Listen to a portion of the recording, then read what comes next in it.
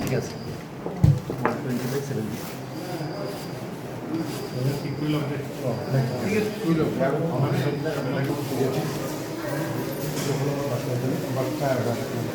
7জন থ'ব পাৰোঁ ইয়াত যদি বেছি হৈ যায় তেতিয়া আমি আৰু মোবাইলত থওঁ যদি বেছি মাইজ হৈ যায় আমি লগাব পাৰোঁ আমি চব এডমিট কৰি দিছোঁ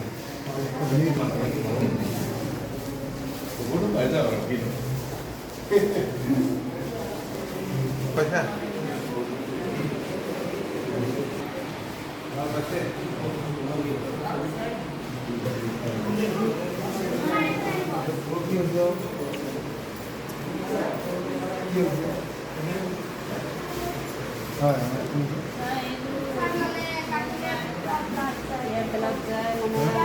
গুৱাহাটী নিছিলোঁ হ'লে সিদিনাখন আনিছোঁহে আনি পেলাই আকৌ এতিয়া বেলেগ গৈছে কালিৰ পৰা আকৌ এতিয়া আকৌ গুৱাহাটী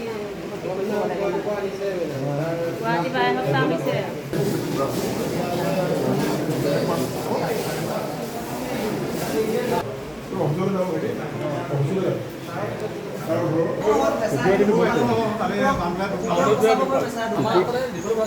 এসপ্তাহ হৈছে বহুতখিনি এনজিঅ' হৈছে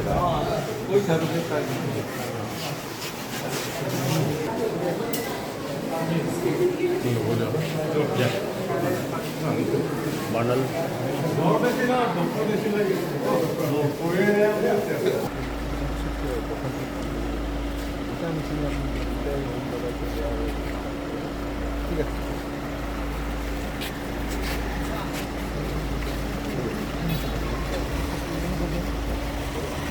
এটা বৃহৎ অঞ্চলৰ ৰাইজ এই চিকিৎসাৰ বাবে আহে তো মই মাজে মাজে আহোঁ আজিও মই আহিছিলোঁ বহুত ৰোগীক সাক্ষাৎ কৰিলোঁ ৰোগীবিলাকক লগ ধৰি তেখেতসকলৰ খা খবৰ ল'লোঁ আৰু চিকিৎসককো সুধিছোঁ তেওঁলোকে কিছু অসুবিধাৰ কথা কৈছে গৰম হোৱা বা অন্যান্যখিনি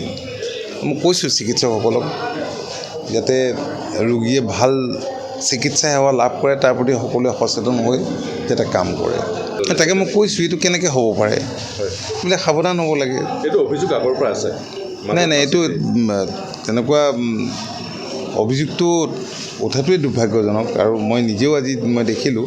গতিকে মই সেই ক্ষেত্ৰত যাৱতীয় ব্যৱস্থা ল'বলৈ কৈছোঁ চাওক এতিয়াতো সেই প্ৰেছাৰ মেচিনকেইটাৰ কথা আপুনি মোক সুধিছে আৰু মই নিজেও প্ৰমাণ পাইছোঁ এইবিলাকতো ঠিক কৰিব লাগিব নহয় আৰু চাফ চিকুণকৈ ৰাখিব লাগিব চিকিৎসালয়খন বহুত আশাৰে ৰোগীবিলাক আহে তেওঁলোকে যাতে প্ৰকৃত সেৱা লাভ কৰে তাৰ কাৰণে সকলোৱে সচেতন হ'ব লাগিব আমি মাননীয় মুখ্যমন্ত্ৰীৰ সৈতে কথা বতৰা পাতিম চিকিৎসকৰ অভাৱ ইয়াত তেনেকুৱা নাই